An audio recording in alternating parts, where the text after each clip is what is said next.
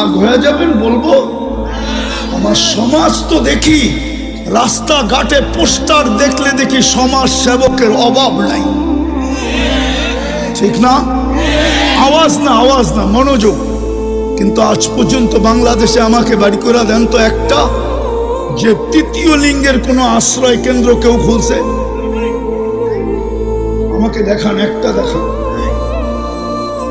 এটা কি সমাজ সেবার অন্তর্ভুক্ত ছিল না যে তৃতীয় লিঙ্গের মানুষগুলা রাস্তায় রাস্তায় ঘুরবে আর মানুষকে বিরক্ত করবে আর হাত পাতবে আর বাসা বাড়িতে উঠে চিল্লা চিল্লি করবে আর যুবকরা ওদেরকে নিয়ে মজা নিবে?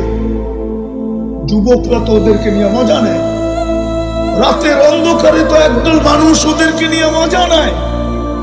উচিত তো ছিল আমার সমাজের বিত্তশালীদের, সমাজ সেবকদের উচিত ছিল বৃদ্ধাশ্রম যখন খুলতে পারছো, তৃতীয় লিঙ্গের জন্য একটা আশ্রম খোলো, 10 জনকে নিয়ে যাও আর বলো এখানে থাকবি, 2টা কাপড় পরবি, 2 বেলা খাবি আর আল্লাহ আল্লাহ করবি। তুই রাস্তায় ঘোরা ঘোরা নিজের ইজ্জত বিলীন করার প্রয়োজন নাই।